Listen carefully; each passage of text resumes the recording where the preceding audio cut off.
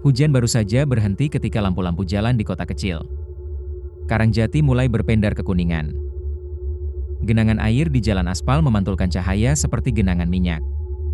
Dan di ujung gang, sebuah warung sederhana tampak. Masih buka meski jarum jam sudah lewat. Tengah malam. Tulisan, Warung Bukarmi Nasi Rawon. Soto daging menggantung miring di depan pintu. Warung itu tampak biasa saja. Dengan dinding kayu tua dan atap sengkaratan, tapi entah kenapa setiap orang yang melintas selalu menoleh 2 kali. Ada sesuatu di sana yang membuat bulu kuduk berdiri. Meski tak tahu apa dari dapur belakang, tercium aroma gurih rawon yang begitu menggoda. Namun jika dicium lebih dalam, ada sesuatu yang lain.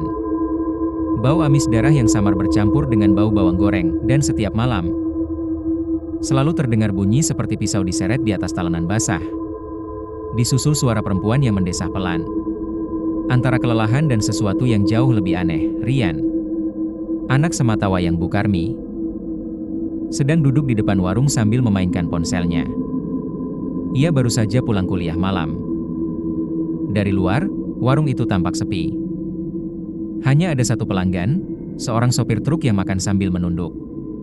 Tidak bersuara, "Bu, gak tutup-tutup juga?" "Udah jam 12 lewat," kata Rian setengah mengeluh. Bukarmi hanya tersenyum dari dapur. "Masih ada yang makan, nak. Rezeki jangan ditolak. Lagi pula, warung kita kan baru mulai ramai malam-malam begini." Nada suaranya lembut, tapi entah kenapa membuat udara terasa dingin. Rian tidak menjawab, ia hanya memandang ke arah dapur, di mana asap tipis mengepul dari panci besar. Cahaya lampu minyak berayun, menciptakan bayangan-bayangan panjang di dinding. Samar, ia melihat sesuatu bergerak di bawah meja dapur, seperti tangan yang menyapu lantai. Tapi ketika ia mencoba memperhatikan lebih dekat, bayangan itu sudah menghilang. Warung Bukarmi memang sedang naik daun. Dalam waktu sebulan, penghasilannya meningkat pesat. Makanan mereka terkenal sedap dan murah. Orang-orang dari kota lain mulai datang. Tapi bersamaan dengan itu, muncul desas-desus. Katanya, setiap orang yang makan di sana malam Jumat pasti akan mengalami hal aneh. Ada yang sakit tiba-tiba. Ada yang hilang tanpa jejak, polisi pernah memeriksa. Tapi tidak menemukan apapun, semua terlihat normal. Namun orang-orang yang tinggal di sekitar gang itu tahu, tidak ada yang benar-benar biasa dari warung itu. Malam itu, sopir truk yang menjadi pelanggan terakhir selesai makan. Ia berdiri, meninggalkan uang di meja, lalu berjalan menuju pintu. Namun sebelum melangkah keluar, ia berhenti. Wajahnya tiba-tiba pucat. "Bu, itu di belakang." "Suara apa tadi?" Suaranya serak, hampir berbisik. Bukarmi menoleh perlahan, matanya menatap lurus ke arah pelanggan itu. Senyumnya melebar, tapi matanya tidak ikut tersenyum. "Suara apa, Pak?" katanya pelan. Sopir itu diam, lalu tertawa canggung. "Mungkin cuma tikus ya, Bu?" katanya sambil melangkah cepat keluar. Tapi begitu ia menoleh sekilas ke dalam dapur, ia melihat sesuatu di lantai, seperti kaki manusia tanpa tubuh. Perlahan menarik diri ke bawah meja. Ia hampir berteriak, tapi tubuhnya membeku. Ia buru-buru menyalakan mesin truk dan melaju pergi tanpa menoleh lagi. Beberapa menit kemudian, Bukarmi keluar dari dapur sambil membawa mangkuk kosong. Di dalamnya, ada cairan merah tua yang menetes perlahan. Ia menatap Rian, lalu tersenyum. "Udah malam. Tidur aja, nak. Ibu mau bersih-bersih dulu." Rian menatap mangkuk itu, dan seolah melihat urat jari manusia di antara bumbu rawon yang mengambang. Tapi saat ia berkedip, yang tampak hanya daging sapi biasa. Mungkin hanya lelah, pikirnya. Pukul 1 dini hari. Hujan kembali turun tipis-tipis. Rian tertidur di kursi depan warung. Tapi dari dapur, suara itu kembali terdengar. "SSSHH, sudah saatnya makan." Suara perempuan, lirih, tapi bukan suara ibunya. Ia terbangun dan menajamkan pendengaran. Dari celah pintu dapur, terlihat Bukarmi berdiri membelakangi panci besar. Di depannya, sesosok bayangan hitam setinggi manusia melayang. Wajahnya tertutup kain. Cahaya lampu minyak bergetar. Dan Rian mendengar jelas ibunya berkata, "Ini tumbal terakhir bulan ini. Setelah ini, aku tak akan kekurangan apapun lagi."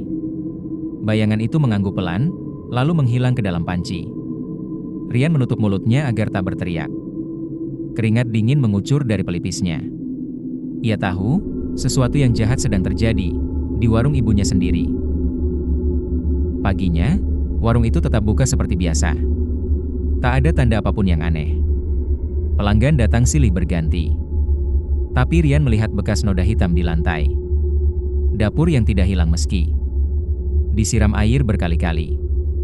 Dan di dinding, ia menemukan lambang aneh seperti ukiran 3 garis melingkar.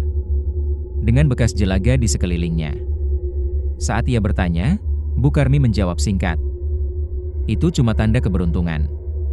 Biar rezeki lancar." Namun malam berikutnya, ketika semua pelanggan sudah pulang, Rian mendengar suara langkah kaki di atap, dan dari bawah meja dapur muncul darah yang menetes sendiri tanpa sumber. Dan di cermin kecil yang tergantung di dekat kompor, terpantul bayangan seseorang yang berdiri di belakangnya, meski saat menoleh, tak ada siapapun di sana. Rian tak bisa tidur semalaman. Ia mencoba mencari tahu asal-muasal perubahan ibunya. Sejak ayahnya meninggal 2 tahun lalu, Bukarmi memang sering mengeluh kesulitan keuangan. Namun 2 bulan lalu, tiba-tiba semuanya berubah. Warung laku keras. Uang datang terus, dan wajah ibunya terlihat lebih segar. Seolah lebih muda. Tapi bersamaan dengan itu, matanya kini tampak kosong. Seperti melihat sesuatu yang tak bisa dilihat orang lain. Malam ketiga, Rian memutuskan untuk pura-pura tidur di warung. Menunggu ibunya melakukan sesuatu. Dan benar saja. Sekitar pukul 12 lewat, Bukarmi keluar dari dapur dengan membawa baskom berisi daging mentah. Tapi di antara potongan itu, Rian melihat jelas satu potong yang bukan daging sapi, bentuknya seperti telapak tangan manusia. Ia hampir muntah. Tapi ia menahan diri, mengikuti ibunya diam-diam ke belakang warung. Di sana, ada pintu kayu kecil menuju ruangan sempit, yang selama ini selalu dikunci. Bukarmi membuka pintu itu, lalu berkata dengan suara rendah, "Sudah, aku bawa lagi. Jangan lupa janjimu." Dan dari dalam ruangan itu, terdengar suara napas berat dan bau busuk yang menusuk hidung. Rian menutup mulutnya rapat-rapat. Ia tahu, ibunya bukan sekadar memasak untuk manusia. Ia sedang memberi makan sesuatu yang lapar akan jiwa. Rian kembali ke kamarnya dengan wajah pucat.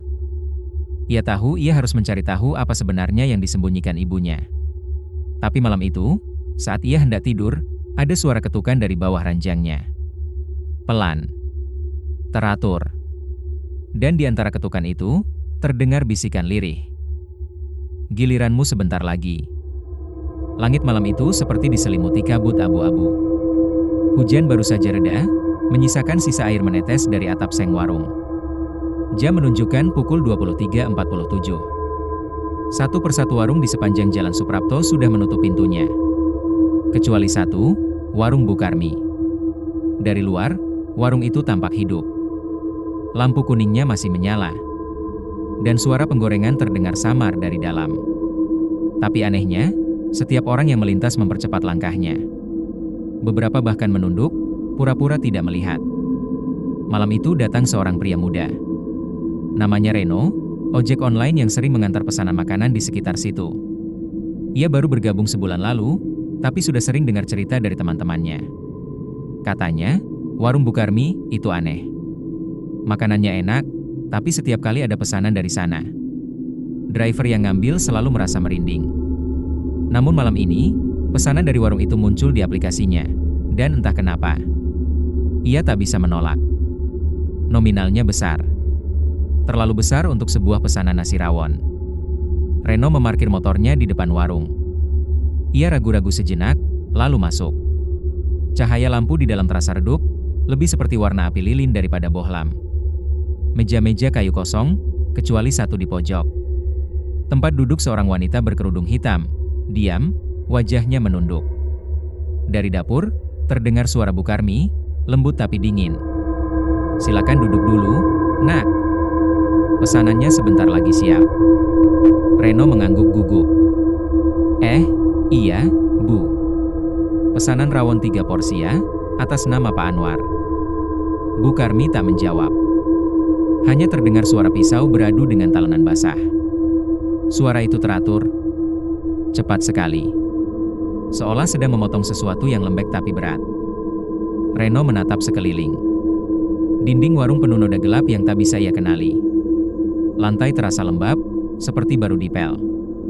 Namun yang paling aneh, aroma dari dapur bukan aroma masakan. Ada bau besi. Bau darah. Ia menelan ludah. Lalu dari arah meja di pojok, perempuan berkerudung itu menatapnya sekilas. Matanya kosong. Bibirnya tersenyum. Tapi terlalu lebar untuk ukuran manusia. Reno terlonjak, menunduk cepat-cepat. Saat ia berani melirik lagi, perempuan itu sudah hilang. Kursi tempatnya duduk kosong. Dan di atas meja, ada bekas jejak tangan berdarah. "Bu," suara Reno gemetar, "tadi yang duduk di sini kemana ya?" Bu Karmi keluar dari dapur, membawa plastik berisi makanan. "Yang mana, Nak?" tanyanya dengan tenang. "Yang tadi duduk di pojok, Bu." Perempuan yang pakai kerudung hitam. Bu Karmi memandang meja itu lama sekali. Kemudian ia tersenyum tipis. "Sudah lama tidak ada pelanggan duduk di situ, Nak." "Sejak bulan lalu." Reno merasa darahnya berhenti mengalir. Ia ingin pergi, tapi tubuhnya kaku. Tangannya gemetar saat menerima plastik pesanan itu. "Bayarnya?" "Sudah lewat aplikasi ya, Bu," katanya gugup. Bu Karmi mengangguk. Tapi ketika Reno hendak keluar, ia mendengar Bu Karmi berbisik. "Kalau nanti sampai rumah, jangan buka bungkusnya. Langsung antar saja, ya. Kalau tidak, mereka marah." Ia tak berani bertanya siapa mereka yang dimaksud. Reno keluar secepat mungkin. Tapi begitu membuka pintu, ia mendapati jalan di depan warung kosong total. Tak ada suara kendaraan, tak ada lampu. Hanya kabut tebal dan bayangan pepohonan yang bergerak pelan. Reno menyalakan motornya, tapi mesinnya batuk-batuk lalu mati. Ia mencoba lagi, gagal. Dari dalam warung, terdengar suara Bu Karmi memanggil. "Nak, jangan pergi dulu. Mereka belum kenyang." Reno menoleh. Di balik kaca jendela warung, kini tampak belasan sosok samar berdiri. Wajah mereka pucat, matanya bolong, mulut terbuka menganga. Satu persatu mereka menempel di kaca, seolah ingin keluar. Dan dari dapur, muncul sosok hitam besar. Tubuhnya seperti diselimuti kabut hitam pekat.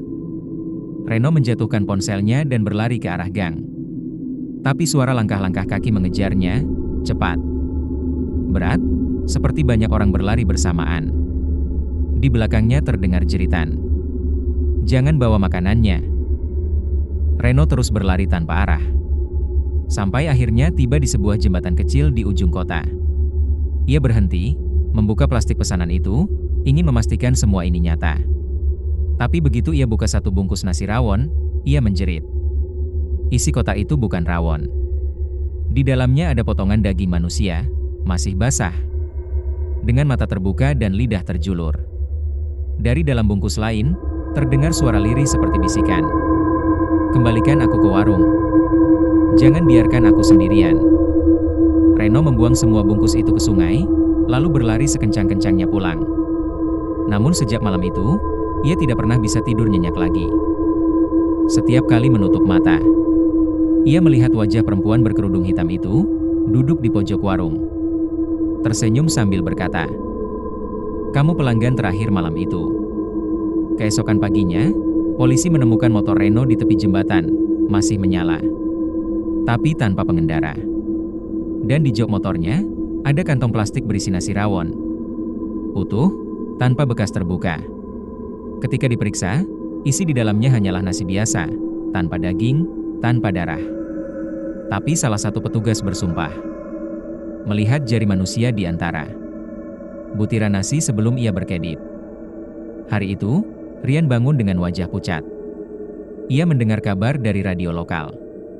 Seorang pengemudi ojek online dilaporkan hilang sejak semalam di kawasan Jalan Suprapto. Barang terakhir yang ditemukan adalah pesanan makanan dari warung Bu Karmi. Rian menatap ibunya, yang sedang duduk di dapur sambil menyiangi daging. "Bu, dengar berita tadi pagi?" tanyanya. Bu Karmi menatapnya tanpa ekspresi. "Jangan banyak tanya, Rian. Orang hilang, bukan urusan kita." Namun Rian melihat jelas tangan ibunya, penuh noda merah yang tak bisa hilang, meski terus dicuci. Malam itu, Rian tak tahan lagi. Ia menunggu sampai ibunya tertidur, lalu menyelinap ke ruang dapur belakang. Di sana, ia menemukan lemari kayu besar yang selalu terkunci. Setelah mencari-cari, ia menemukan kuncinya tergantung di dekat tungku. Saat kunci itu berputar, udara di sekitarnya langsung berubah dingin. Begitu pintu terbuka, aroma busuk menyeruak keluar. Dan di dalamnya, tergantung puluhan foto orang. Pelanggan warung, beberapa di antaranya dengan mata disobek, beberapa terbakar separuh. Di bawah foto-foto itu, ada sebuah mangkuk besar berisi cairan merah, gelap dan satu kepala manusia yang belum membusuk. Rian terhuyung, hampir muntah. Tapi sebelum ia bisa menutup lemari itu kembali, terdengar suara dari belakangnya. "Kamu sudah tahu semuanya, ya, Nak?" Rian menoleh. Bu Karmi berdiri di ambang pintu. Wajahnya pucat seperti lilin, matanya merah menyala. "Sekarang kamu harus bantu ibu. Mereka minta tumbal baru." Rian mundur, tubuhnya gemetar hebat. "Ibu? Ibu gila? Ini semua apa?" Bu Karmi tersenyum, lalu berjalan perlahan ke arahnya. "Bukan gila, Nak. Ibu hanya menepati janji." Di belakang Bu Karmi, bayangan hitam besar itu muncul lagi, lebih jelas kali ini. Seperti makhluk tanpa wajah dengan tangan panjang yang meneteskan darah. Rian berlari keluar, tapi pintu warung menutup sendiri dengan hentakan keras. Lampu-lampu padam, hanya tersisa cahaya lilin merah di atas meja. Dan di cermin dinding, ia melihat dirinya berdiri. Tapi bayangannya tersenyum padahal ia tidak. Suara ibunya berbisik di dekat telinganya. "Kalau kau ingin selamat, gantikan ibu." Rian menutup telinganya. Berteriak sekencang-kencangnya, tapi suara itu kini ada di mana-mana. Bergema di dinding, di lantai, bahkan dari dalam tubuhnya sendiri. Keesokan harinya, warung Bu Karmi tetap buka seperti biasa. Pelanggan datang, memuji rasa rawon yang semakin lezat. Dan di dapur, Bu Karmi memasak seperti biasa, ditemani Rian yang kini diam saja di pojok. Wajahnya kosong, matanya menatap panci besar itu tanpa berkedip. Di luar, seorang ojek online baru berhenti di depan warung. Membuka pintu, dan bertanya, "Bu, pesanan rawon 3 porsi atas nama Pak Anwar, ya?" Hujan deras mengguyur kota kecil Karangjati tanpa henti. Suara petir bersahutan, dan di tengah malam yang dingin itu, hanya satu tempat yang masih menyala terang, warung Bu Karmi. Asap tipis mengepul dari dapur, bercampur dengan aroma aneh, antara rempah, darah, dan sesuatu yang tak bisa dijelaskan. Bu Karmi berdiri di depan panci besar, mengenakan selendang hitam. Matanya terpejam, bibirnya berkomat kamit membaca mantra dengan suara rendah. Di lantai, 3 mangkuk nasi rawon tersusun rapi. Dan di tengahnya, seikat rambut manusia masih meneteskan darah segar. Rian berdiri di ambang pintu dapur, tubuhnya gemetar. Ia belum bisa melupakan apa yang dilihatnya malam sebelumnya. Lemari penuh foto korban, kepala manusia, dan makhluk gelap yang muncul di belakang ibunya. Namun malam ini, ia tak ingin lari lagi. Ia ingin tahu segalanya. "Ibu, apa yang ibu lakukan?" Suaranya serak, nyaris tak terdengar di tengah suara hujan. Bu Karmi tidak menjawab. Ia terus membaca mantra, lalu menyiramkan cairan merah dari mangkuk besar ke lantai yang diukir. Simbol melingkar. Dari simbol itu, asap hitam perlahan keluar, membentuk wujud manusia tinggi kurus dengan mata menyala merah. Suara itu berat, dalam, dan menggema di seluruh ruangan. Tumbal bulan ini belum lengkap, Karmi. Rian mundur selangkah, matanya membesar. Makhluk itu menoleh ke arahnya. Anakmu sudah tahu segalanya. Kau tahu apa artinya? Bu Karmi menggigit bibirnya. Jangan, dia anakku. Makhluk itu mendekat, bayangannya seperti kabut yang bergerak. Perjanjian tidak bisa dibatalkan. Jika kau tak serahkan tumbal baru, kau yang akan diambil. Rian menatap ibunya, setengah berharap ini mimpi. Tapi aroma darah dan hawa panas yang keluar dari panci besar itu terasa nyata. Bu Karmi menatap Rian lama, matanya berair. Nak, maafkan ibu. Semua ini demi kita. Rian berlari keluar dapur, menuju pintu depan warung. Tapi setiap kali ia mencoba membuka pintu, gagangnya terasa panas seperti besi terbakar. Dari balik jendela, ia melihat bayangan-bayangan samar berdiri di luar. Arwah pelanggan yang pernah hilang, menatap kosong ke arah warung. Mereka berbisik bersamaan, suara mereka bergema, serak, menyayat telinga. Kami lapar. Kami ingin yang sama seperti dulu. Rian menjerit. Dari belakangnya, suara langkah ibunya makin mendekat. Diikuti bau daging terbakar. Jangan lawan, Rian. Kalau tidak, kita berdua habis. Ibu, ini gila. Hentikan semua ini. Bu Karmi menangis, tapi wajahnya tampak retak seperti topeng. Dari kulitnya, darah hitam mulai menetes. Petir menyambar di luar. Cahaya kilat menyinari warung, dan sekejap, ratusan wajah tanpa mata terlihat menempel di dinding. Semua menatap Rian. Di tengah teriakan itu, Bu Karmi tiba-tiba berlutut, menjerit kesakitan. Tubuhnya melengkung tidak wajar, tulangnya berderak, kulitnya melepuh. Makhluk hitam di dapur semakin membesar. Suaranya bergema seperti ribuan orang berbicara serentak. Tumbal harus dipenuhi. Rian hanya bisa mundur ke sudut ruangan. Ia menutup telinganya, tapi suara-suara itu menembus kepalanya. Kau, pengganti ibumu. Makhluk itu menunjuk ke arahnya. Cahaya dari lilin merah di meja bergetar keras, seolah terbakar dari dalam. Bu Karmi menatap anaknya dengan air mata bercampur darah. Lari, Rian. Lari sebelum dia mengambilmu. Rian menatap pintu belakang, dan entah bagaimana, pintu itu terbuka sendiri. Ia berlari keluar tanpa menoleh, menembus hujan deras. Tapi dari kejauhan, ia mendengar suara ibunya menjerit, jeritan panjang yang berubah menjadi tawa. Ia berhenti di tikungan gang, menoleh sebentar. Warung itu kini dikelilingi api berwarna merah kehitaman. Tapi anehnya, api itu tak membakar kayu, hanya berputar di udara. Membentuk simbol besar yang sama seperti yang ia lihat di dapur. Dari tengah kobaran api, ia melihat ibunya berdiri tegak. Tubuhnya kini dikuasai makhluk itu. Wajah Bu Karmi berubah, separuh manusia, separuh bayangan. Suara yang keluar dari mulutnya bukan lagi suaranya sendiri. Kau tidak bisa kabur, Rian. Kau darahku. Kau bagian dari perjanjian ini. Rian berlari ke rumah dukun tua yang tinggal di ujung kota, Mbah Wiryo. Orang yang dulu pernah membantu ayahnya. Begitu mengetuk pintu dengan panik, lelaki tua itu muncul. Menatapnya dengan tatapan kosong namun dalam. Jadi, waktunya tiba juga, kata Mbah Wiryo datar. Rian terengah, basah kuyup. Ibu saya, Mbah. Dia bukan manusia lagi. Warung itu, semuanya dari pesugihan. Mbah Wiryo menatapnya lama, lalu mengambil botol kecil berisi cairan hitam pekat. Kau harus kembali. Tutup perjanjian itu dengan darah keturunan sendiri. Kalau tidak, arwah-arwah lapar itu akan menelan seluruh kota. Rian menatap botol itu, gemetar. Bapak suruh saya bunuh ibu saya? Mbah Wiryo menghela napas panjang. Kalau tidak, kau yang akan menjadi tumbalnya. Rian menatap hujan di luar.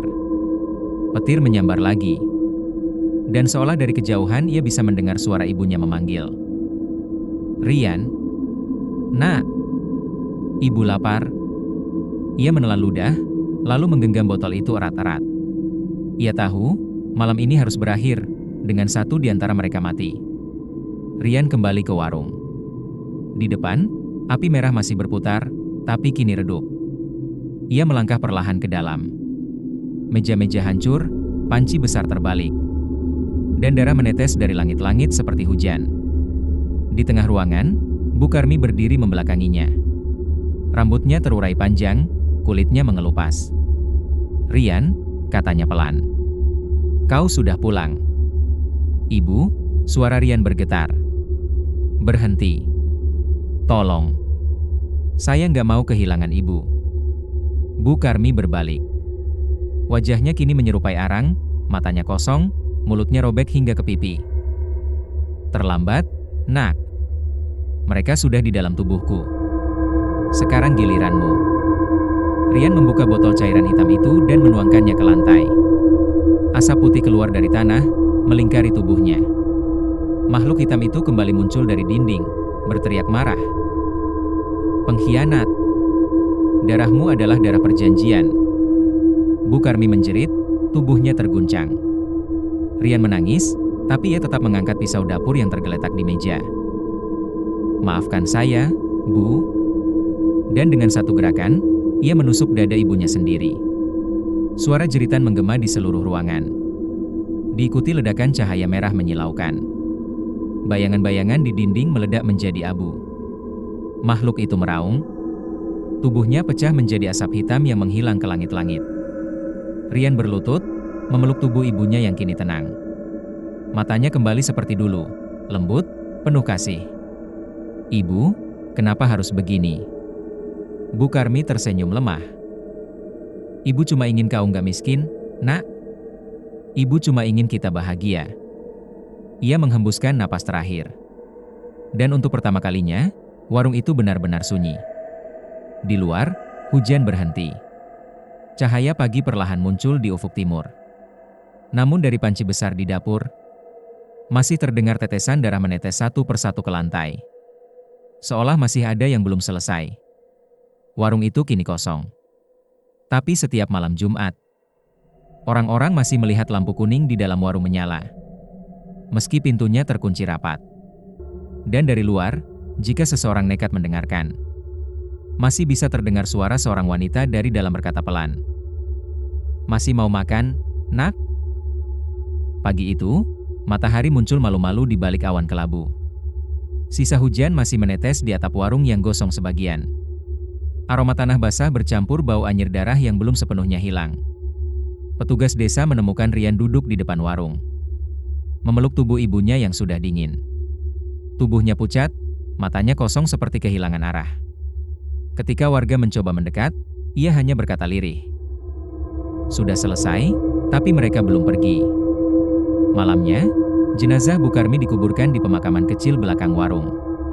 Tidak ada yang berani datang, kecuali beberapa tetangga yang berbisik-bisik. Membicarakan betapa warung itu selama ini tak pernah benar-benar biasa. Dulu waktu saya makan rawonnya, rasanya enak. Tapi entah kenapa, setelah itu mimpi buruk terus. Kata seorang ibu sambil menggigil. Katanya bahan makanannya bukan dari pasar, jawab yang lain dengan suara pelan.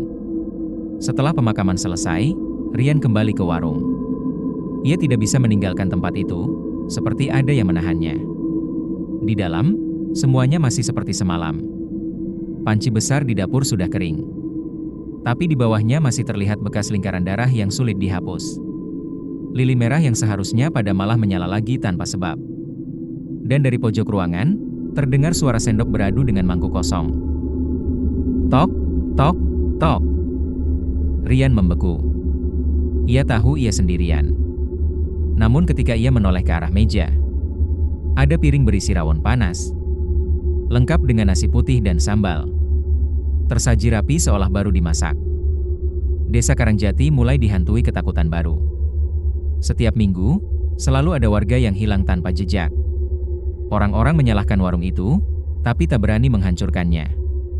Seseorang berkata, pernah coba dibakar, tapi apinya malah padam sendiri. Sementara itu, Rian duduk di dapur dengan wajah kosong. Tangannya berlumur darah, memotong daging tanpa ekspresi. Di belakangnya, bayangan Bukarmi berjalan pelan, membisikkan sesuatu di telinganya. "Bagus, Nak. Kau sudah bisa seperti ibu." Rian tersenyum samar. "Sekarang ibu tenang, kan?" "Iya, Nak. Tapi pelanggan makin banyak. Kau harus siap." Suatu malam, hujan deras kembali turun, persis seperti malam di mana semuanya bermula. Di luar, suara petir menggema, dan tiba-tiba lampu warung padam. Hanya lilin merah yang tetap menyala di meja. Rian duduk sendirian. Wajahnya pucat, matanya kosong, tapi mulutnya tersenyum. Dari panci besar, terdengar suara gelembung. Dan dari dalamnya, tangan-tangan manusia muncul, meraih keluar. Bayangan Bukarmi berdiri di samping Rian. Kali ini dengan wajah utuh dan senyum lembut. "Sekarang, warung kita tak akan pernah sepi lagi, Nak. Kita akan buka selamanya."